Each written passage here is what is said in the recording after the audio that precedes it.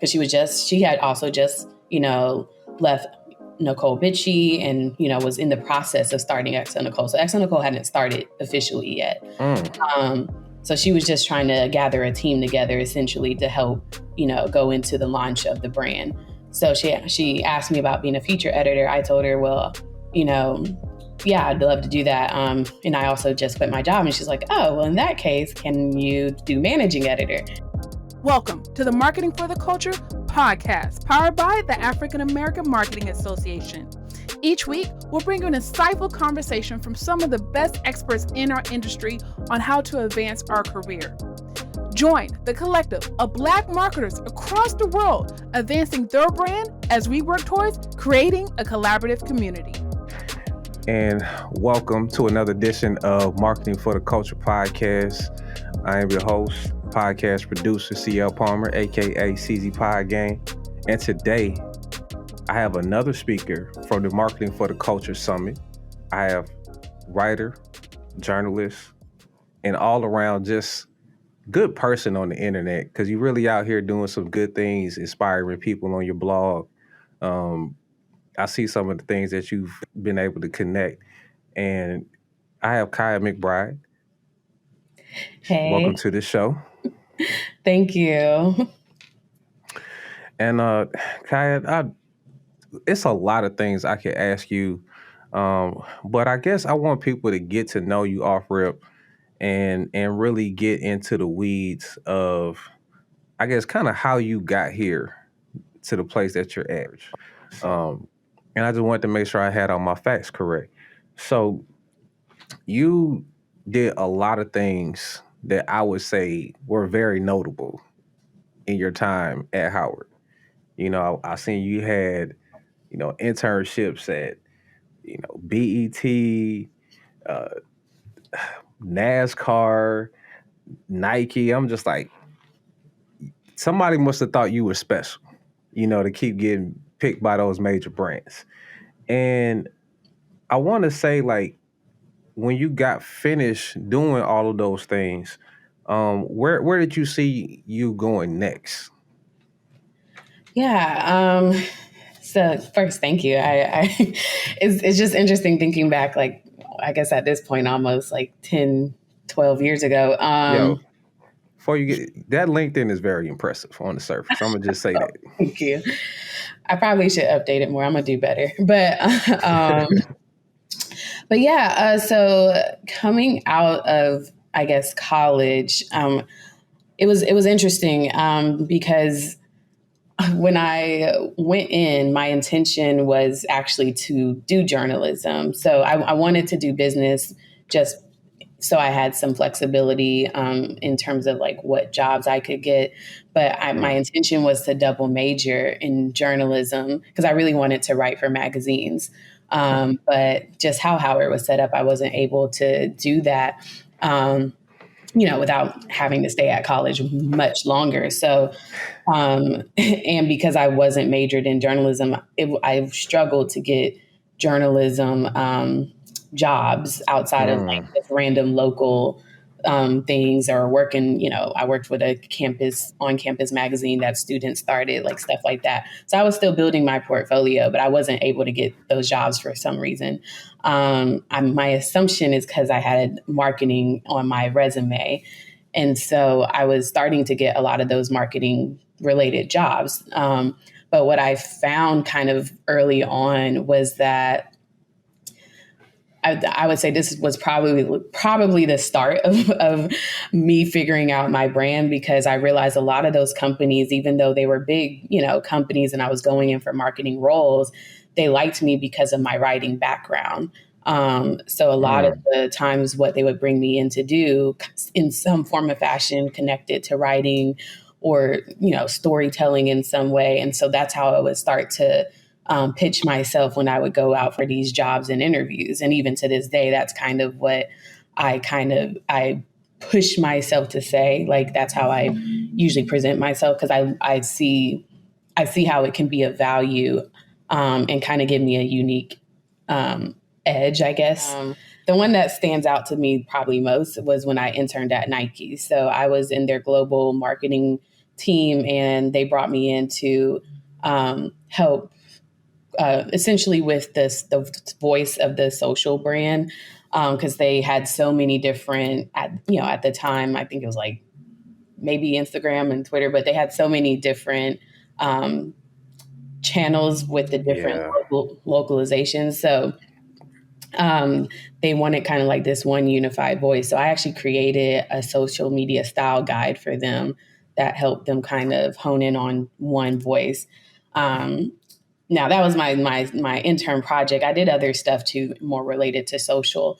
But what I also ended up doing while there was I was encouraged to also write for the blog. So they, at the time, they had a Nike sportswear blog where they would like interview different people and whatnot. So it wasn't a part of my actual job, but I connected with people on that team, and I was like, hey, I'd love to do this.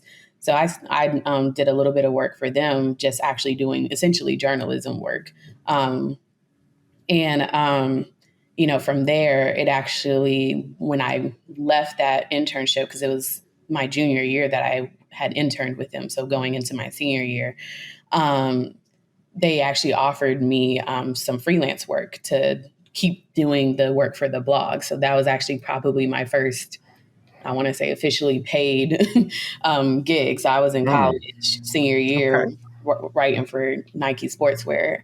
So in that sense, there was like a combination of, I guess, communication and whatnot. My job after college, my first one anyway, I was actually in a rotational program. I was supposed to rotate through different departments for a year. And then at the end of that year, I was supposed to be able to, kind of to a degree, choose which department I wanted to stay in. So I started in the social media department at the agency, and we had different clients like UPS and Lincoln and Coca-Cola and stuff like that. So that I loved doing that job. Unfortunately, the program had to come to an end early because they had to, essentially the company had to go on a hiring freeze, and they needed all of us who were in the program to actually like work full time. So I kind of got pushed into this. What was my title? Essentially, it was like project management type of role, like account management. So I actually didn't stay there much longer after that because it really wasn't what I wanted to do. And it really wasn't marketing. It wasn't writing. So I actually left that job. But I would say, most of my like corporate jobs were probably a blend. Like it wasn't like corporate communications necessarily, but again, there was always some writing aspect to it. It just was Gotcha. like always like the glitzy glamour type of writing. Understood. Understood. Now, since you did bring up glitz and glamoury type of writing, I want to talk about your time at XO Necole. Okay. Because you come out of your last job and you end up at this online publication, and you're a managing editor, and that's a like highly visible job. So you're doing things that people are ingesting, digesting, however you want to say it, on a daily basis. And so when you got there, did it really feel like you was in the game for real? I yes. So one, as I said, I didn't come from a journalism background, so I never had any formal journalism training. All of my journalism work came from me just loving the craft and studying other great journalists and reading books. So because I never had that formal training, again, I was always just put in interesting positions. So really with XO Necole, that's an interesting story, and I'm trying to figure out how to best tell it because it's a bigger story. But essentially, I actually worked I was freelancing for a site prior to XO Necole. It was ran by this woman named Angela. Benton, and she had a tech-centered brand company, and they just had a digital component in which they would tell the stories of minorities who were working essentially in the kind of like the digital tech space. Right. So she brought me on to manage that site, and I was solo working that site. I was the writer. I was the person who put the stories up. At some point, I did, hire a couple other freelancers, but for the most part, I ran that site all by myself. So when I was working there, I actually interviewed Nicole Kane, who's the founder of XO Necole. At the time, she was, of course, running NicoleBitchy.com. But I was essentially telling her story of, becoming this like huge digital creator. And I guess she liked the story so much so this was in 2013 that I interviewed her. 2015, on social media, I would always continue to connect with her, just reach out like randomly. So in 2015, I actually was doing nothing that related to journalism, marketing, or anything of excitement. And essentially it was like, I refer to it as my toxic job, because just the work environment, it just wasn't the best. I did well in it, but it just mentally, it was a lot. And so I actually quit my job. I had no other prospects lined up. I just was like, I have to write. Like, I can't like do this other stuff. I'll figure it out. So like maybe a couple weeks after I quit, Nicole actually reached out to me. She reached out initially to see if I could be a feature editor. Because she had also just, left Nicole Bitchy and, was in the process of starting XO Necole. So XO Necole hadn't started officially yet. So she was just trying to gather a team together essentially to help, go into the launch of the brand. So she asked me about being a feature editor. I told her, well, yeah, I'd love to do that. And I also just quit my job. And she's like, oh, well, in that case, can you do managing editor?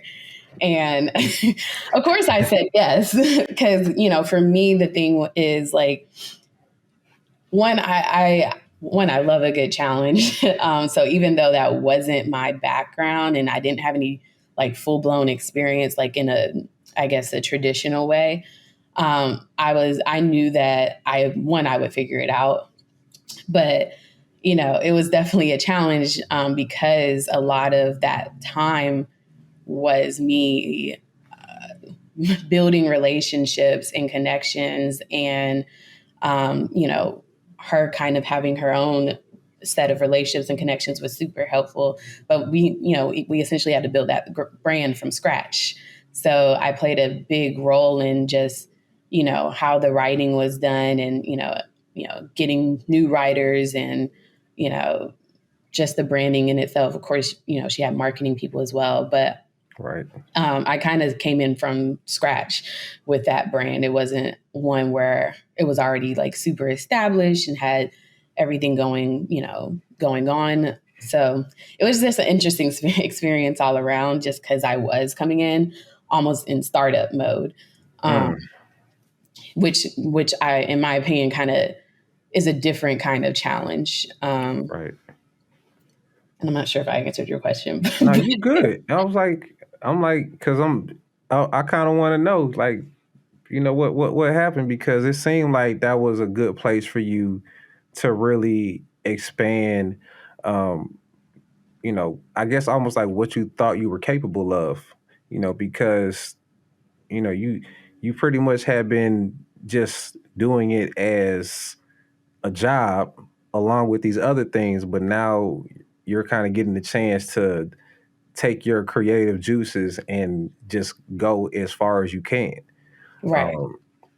And so I really found that to be interesting, and just, based on some of the stuff that I learned about you, I thought that was probably one of those moments, because I know, looking at myself, I would feel like, yeah, this is my moment. This is my time. I'm about to show y'all what I could do, and y'all gonna know my name after this.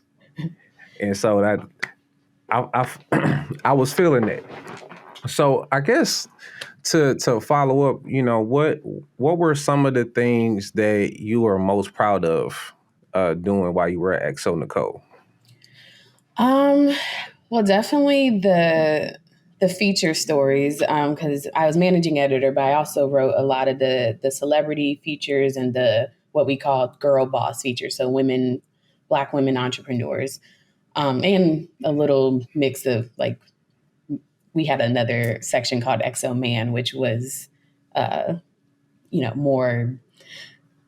It wasn't necessarily it was notable men, but it wasn't as like centered around entrepreneurship, and they weren't always necessarily celebrities. Gotcha. But I would say that was those articles I'm just so proud of. One, because just the process of having to pitch and work with publicists or the individual themselves and really being able to capture their stories and tell them in a way that some of these people didn't really have articles on them before, and so when they would see it, they're like, wow, like you truly like captured this story well. And those stories, for a lot of them, I think also helped the readers. The goal was to inspire and motivate. And so it was something that, in my opinion, was beyond me. Like it wasn't about me and trying to be this, be perceived a certain way. It was just me focusing on telling other people's narratives in a way that captured them at their essence and at their core. And so and that was it wasn't the first time I'd obviously wrote those type of articles.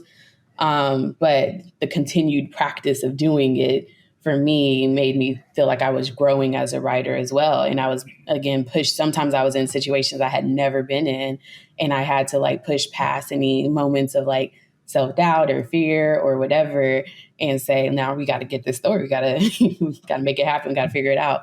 And so it was a challenge for me as well, just like all around. Like I learned so much, both from the people I interviewed, working with Necole, I learned a lot. And then, going out in the world and figuring things out, like that really grew me as a person, and gave me the confidence to do other things later down the road.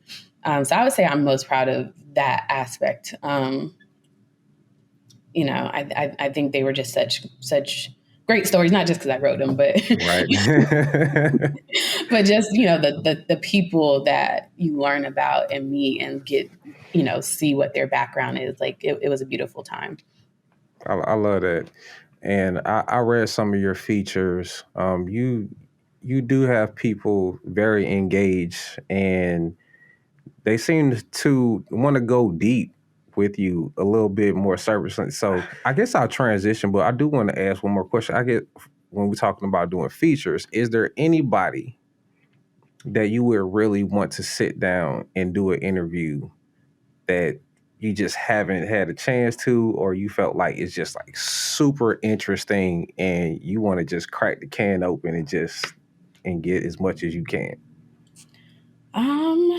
Sheesh. I feel like I needed that question in advance so I could think on it. I know. I kind of, honestly, I just came up with that question. So if I'm gonna keep it a buck.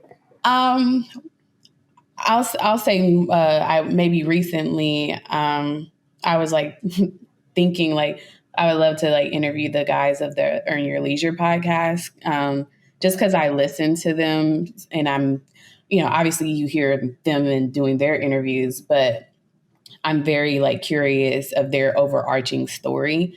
And also I like doing interviews with people I can learn a lot from. But also have a bit more insight into who they are as like actual people and the human side of them. So like, I feel like with a lot of people, because we present certain aspects of ourselves, we don't know like the deep human side of people. And I'm always curious about the human side. So I would say the guys from Earn Your Leisure they're getting up to that celebrity status. The more I keep watching them, the more people keep recommending them. They talk about their content.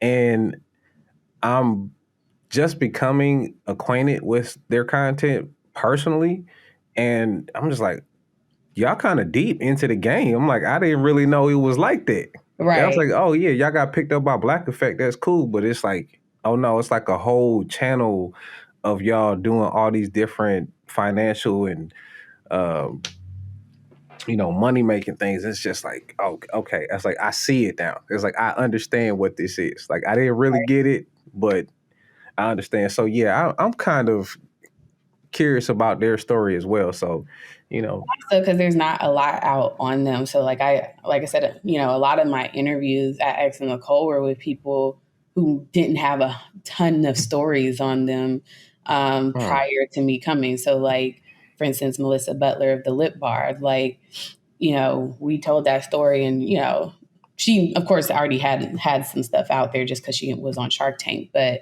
I think that article did so well. That was years ago. Was Zoma St. John, who's, I'm not sure where she's at now, but at the time when I interviewed, she was marketing at Apple Music, and there weren't really any articles on her. So that article got picked up by a bunch of other outlets. So like, I guess I like talking to people who it's not easy to just find their information out there already. Like, but they also have so much value and so much to offer. And like you said, Earn Your Leisure guys, they're becoming their own celebrity, and the type of people they're even interviewing. Like there's, that's a whole journey. Like you have to have a certain level of respect to get that, like, so. So I think that's why I chose them, but more so because I was just thinking about it like maybe a couple weeks ago. I was like, that'd be cool. You said something. You said you wanted to get into the human side of Earn Your Leisure. So I want to kind of get into the human side of Kiah McBride, because your personal brand is, it's very personal. Yeah. It for lack of a better term, because you really get into the weeds of who you are, kind of what you're going through, and telling your story. So give me I don't want to say the reason. Let me say that over. Tell me what really motivated you to be so, like full frontal with who you are in your blog. Yeah. I started that blog around 2015. And I don't think, to be honest, I don't think at the time I thought that deep about it. It was way more personal back then. I've actually like toned it down. I think I just the type of stories I wanted to write. Because I actually, outside of journalism, I wanted to do fiction writing. So just the type of narratives I kind of gravitated to. I always like, things related to like personal help and personal growth, but not necessarily always in a tell-all type of way, but just like just real stuff. Like people go through real stuff, and I felt like at the time, like blogging was a huge thing, and like there was just all these different bloggers, and so I actually feel like there was a community of us who were doing more personal blogging, and it was such a beautiful time. I really hope we get back to that Renaissance age, because there's just so many dope writers that their pen game is just beautiful. I actually hired some of them when I was at XO Necole. But yeah, I think it was just like I just wanted to be honest about certain aspects of my life, and I'm not a person that pretends I'm something I'm not. So I didn't have, and I'm not a person that's afraid to be vulnerable. I will say that with the caveat of I'm very particular about what I do put out. So anything I put out is something I'm already comfortable putting out to a degree, or I've already processed it. But I think it was a combination of just wanting to just tell real and honest narratives. And also, a lot of the things I was experiencing, I didn't want to be a self-help person because I'm like, I can't tell you what to do in your situation. Like, I don't want to be the person trying to like guide someone. But I felt like my story in and of itself was my way of saying like, this is what I did and this is how I overcame, or this is how I did X, Y, Z. Like, and I think when you center it around your story, people don't feel like you're trying to tell them what to do. Nobody, like, people rebel against advice and guidance. Like, people don't want to feel judged and they don't want to feel a certain way. And so sometimes I would just tell aspects of my story to, one, let it be known like, hey, I'm not any like drastically different than another person. Like, I go through things, I have my moments, I have things that I'm, battling and overcoming in all aspects of life. And I think that's what I was aiming for at that time. And I honestly, I just feel like to some degree, I never overthought. That's probably the one area I just didn't overthink. I overthink everything else. That was what honestly naturally flowed out of me. So I have to say, probably it's something God desired for me to share, for whatever reason. Like, so if I feel it on my spirit to share, I'll go ahead and share it. That's dope. And that's something that I actually need to do myself. I have a lot of conversations with my homies, and I'll be dropping things that I'll be having going on, and they be hanging on to it. I'm like, I probably should put this into something that other people can learn from. But of course, life gets in the way, and you can only choose so much to do. So I'm glad you are doing that. And I even went back to some of your old blogs from like 3 years ago, and I see some of the comments, and I'm like, oh, you're like, you really out here pushing people? I'm like, okay, this is doing something for somebody. So you just need one person. Yeah, that's it. That's all you need. That's enough validation to know that you put some time in and it actually made a difference in one person's life, and Right. that difference carries on to the next day, and the next, and so on. I feel like that's when we're starting to hit our true purpose. Exactly. And I guess to come around to that, so you say you've been doing your personal blog and you're freelancing. So kind of that time between XO Necole and right now, I'm sure you went through a lot of development. Absolutely. So kind of take me on a couple of those turning points that forced you to where you are now. Oh, man.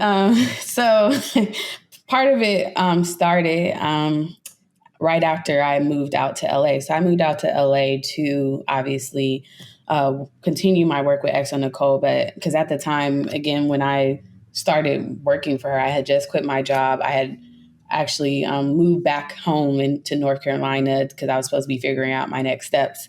So I stayed there for a few months, and I realized like I'm not going to get what I need for this role sitting, in North Carolina. I have to go somewhere.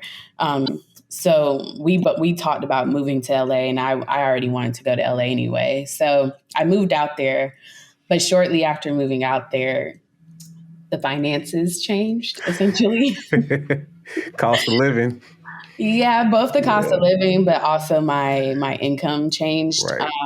Just because at the time this was pre-acquisition with Will Packer Media, so Necole was funding everything herself, and startup life. Yeah, so it was just there was a shift in my pay structure, and again, being out in LA is not a cheap city, and with how much, people don't realize with startup coaches, you're working long hours. So I would sometimes be working 12-hour days. So I don't really have time to pick up yet another job. This is my full time and my after hour job.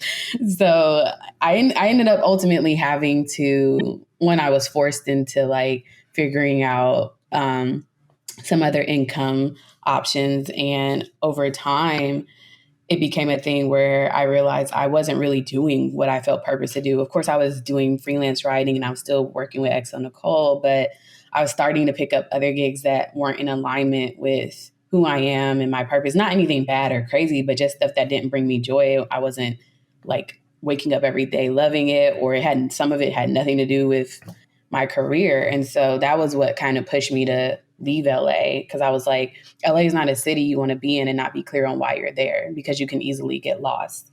I knew a lot of people who went out there with big dreams, but, life happened and they kind of, went by the wayside, and I didn't want to be that person. And so I came back to, my intent was to come back to Atlanta. I thought, with my resume, I would get a good job, and just things weren't lining up. It took 3 more months of not having income to finally get a job, which is where I'm at now.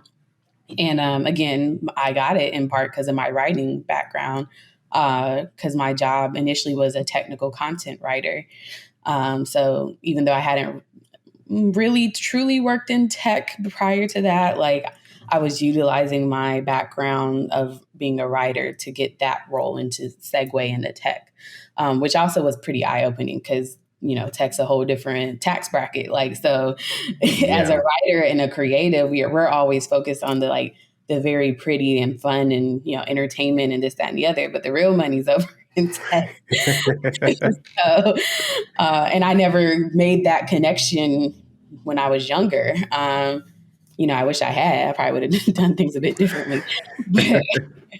But so yeah, that kind of is what brought me to where I was at. And I think, over time, I was just getting back on my feet, essentially. Like a lot of people don't know, I moved to Atlanta with nothing, only what fit in my car. So my first month, because I had been unemployed, I was behind on bills. Like my first month at my job, I was sleeping on an air mattress and, going to work each day, and I was eating the food there, gaining weight because, it wasn't healthy, but it was free. And I was like, I was just climbing my way out of the hole that I essentially had ended up in. And I think it just really ignited my hustle spirit. And over time, as I got better in a better financial place, you start to be able to think more clearly and more creatively, and you start to get your spark back, and you want to go back and try new things. And so that's kind of where I'm at now, where I'm like, okay, I'm in a good place. Like I'm able to accomplish a lot of the goals that I've had on my vision board for years. Like, so now it's, I feel like I'm getting back to who I am at my essence, which is allowing me to think differently, essentially. So yeah, I don't know. Yeah, hopefully I answered that. That's an amazing story, and one that I can kind of relate to. That there's had a lot of dark times as well. So I could feel that. Like it that really touched my soul. I'm not just saying that to be facetious. But Kiah, you have an amazing journey, and I want people to keep up with you and check out everything that you're doing. So if you could tell people where to find you and get in touch with you. Yeah. Well, depending on, I guess, you can always find me on social, Instagram, Twitter, even YouTube, even though that's not active. Instagram and Twitter at Right On Kiah. So WRITEONKIAH. I also have my blog, rightonkiah.com, and that's more of where you'll find creative writing. And then professional writing is kiahmcbride.com. So you can shoot me an email through there as well. That's dope. And before you get out of here, what type of energy can people expect for you to bring to the Marketing for the Culture Summit this May 12th? I mean, I bring all the vibes. I'm a happy person. I like to, hopefully I bring, positive and good energy, but also, a feeling of wisdom and understanding and connection. Because again, we're all just trying to figure it out, even sometimes I don't really think about all the things I've done because I'm still like in the process. So, so it's always refreshing to have these kind of conversations because now I'm like, oh yeah, I did do that, huh? So, I empathize, I understand, and I relate and connect with, pretty much everybody. And I hope that that's the energy I bring. I can't wait. We all going to be in the building. Everybody out there listening and watching, I want to see you there. Kiah, thank you so much for your time and kicking it with us on the podcast. This has been Marketing for the Culture. Thank you for everybody for listening and watching. And we out here. Peace. Thank you. Thank you for listening to Marketing for the Culture podcast. If you haven't already, please subscribe, whether it's on Apple, Google, Spotify, or your favorite podcast platform. And of course, our videos are on YouTube. If you have a moment, feel free to give us a rate, review, or just comment. We appreciate our sponsors for their continuous support. Also, if you're interested in learning more about our sponsors or becoming a member of the African American Marketing Association, visit aa-ma.org.